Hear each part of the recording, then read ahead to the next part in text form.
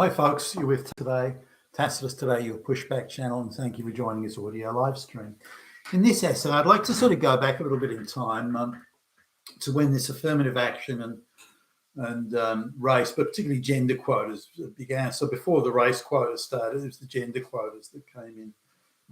And I was just a young guy when that was sort of kicking off, and it was sort of took me by surprise. I remember when I first heard it, why would anybody want to hire somebody who wasn't qualified? What on earth would that achieve? But I was looking at a few vids recently where there were two vice presidents or executive vice presidents, I think they were called, of diversity, equity, and inclusion. Now, these jobs are quite well paid, and they're putting people in there into these jobs who some are socialite hangers-on and just plain grifters and that, but others are literally the black lesbian, and so they're putting them in there. It's really a job to stop hiring white people. It's not to get equality or equity. It's just to stop hiring white people, which is why would anybody sort of condone or want that? But anyway, so there's these two black ladies talking about. And they're insisting that they're oppressed. Now, you need to keep in mind that they've got the role of executive vice presidents in a white business, and they're paid variously between $1 and $3 million a year. Now, no one's paying me $3 million. No one has ever paid me $3 million a year. So what are they getting paid for exactly? We're going to pay you $3 million a year to not hire any white people. Saying, well, what exactly is this? Are they being paid for? Now, why they moan, these two women moan about, oh, we're black and we're female and slavery and all this sort of stuff, while they sit back on their multi-million-dollar pay packets. But they sound, both of them actually sound like they left school at 14 and they lived in the projects their whole lives. There was a very sort of black street talk type thing. I don't know. They just sounded about as uncultured and unsophisticated as you could possibly imagine. It used to be that people were getting multi-million-dollar salaries unless it was in daddy's company or something, that they'd somehow done something to earn it. And had achieved their way there. Not in every case, and it wasn't a perfect, but you could reasonably assume that they'd done something to get there. Now maybe they had a superb education, they'd achieved things, or all of the above, but they worked their tails off and so on. But these two women look like they've never done a day's work in their lives. They look and sounded lazy as fuck and as entitled as fuck. And here they are complaining about how oppressed they are on their multi-million-dollar salaries. They seem to be forgetting that white people gave them that job. White people decided that they should be paid multi-million-dollar salaries. White people are justifying having them there. White people are protecting them from job performance accountability and all that sort of stuff. So you'd think they'd recognise that, but no, they're an oppressed minority in this evil, wicked, fascist, Nazi, racist country. But do they want to go to Africa and see if they can get those sort of bucks in Africa? I don't think so. There's another one, also a diversity sort of pusher and propagandist who lives in a $17 million waterfront mansion and who's claiming that she's oppressed. But I want to sort of go back to the beginning on this. I first came across it when there was a company that was doing a lot of business with the firm I was in, and I was I can't remember how old I was at the time, early 20s, I guess, and I was and I knew the CEO there and the VPs, those sort of guys, and I think it was like a national VP of sales or some role like that, and they designated it, and this has come down from the board of directors. They designated it as it had to go to a woman. They had to hire a woman. that they couldn't say that because it was illegal. So they were going to waste the time of a lot of men and go through this bullshit interview process and so on, when there was no intention. They decided it has to be a woman. Now, if looking back sort of years later, they were bought out by one of the big American venture capital firms, or I think it was majority shareholding maybe. And later on, the company was broken up into bits and sold off. But they, so it was the American influence. I didn't realise it sort of at that time, but the Americans had come in and bought up, and then, hey, we want you to start hiring women. So it's been very much an American gig from the beginning. Now, the Soviets and the communists used to be very big. It used to be huge on hiring women, and everybody had to work and everybody had to consume. That was how you create an efficient sort of socialist economy in their view.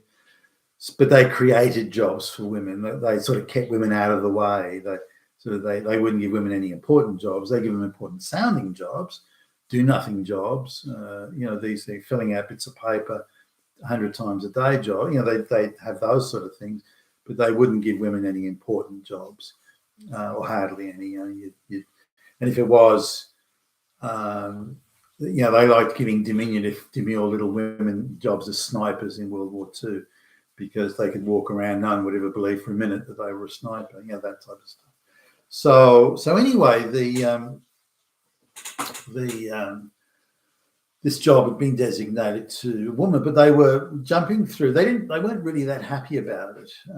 And I remember the CEO was against it. He had the view that there should be at least qualified people in the role. So they kind of got rid of him, and they brought in this jabbering moron as a CEO who sort of signed off and approved everything they wanted. The new American board of directors and with their new ideas about equity and the like. So there's a lot of talk about equity well before the likes of Joe Biden and his goons appeared. This is going back 35 plus years. So anyway, but the lengths they went to. So they got an outside consultancy. They tried desperately to make it look impartial. That they wanted it to look like the best person got the job, when that was clearly not the case. So it was one of the plum jobs around at the time.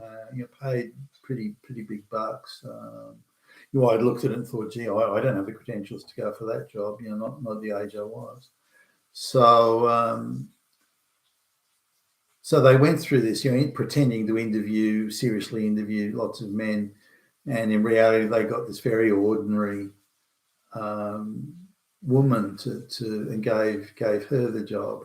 She was pleased as punch. She got increased her salary by something like 6 times from what it previously was, and but it was quite clear that she was a token sort of appointment, and they put a couple of like deputies around her and kept her just to wheel out for meetings, wheel out to make speeches, and to have her photograph on the press releases, and to do that sort of stuff, which actually didn't make any decisions or do anything.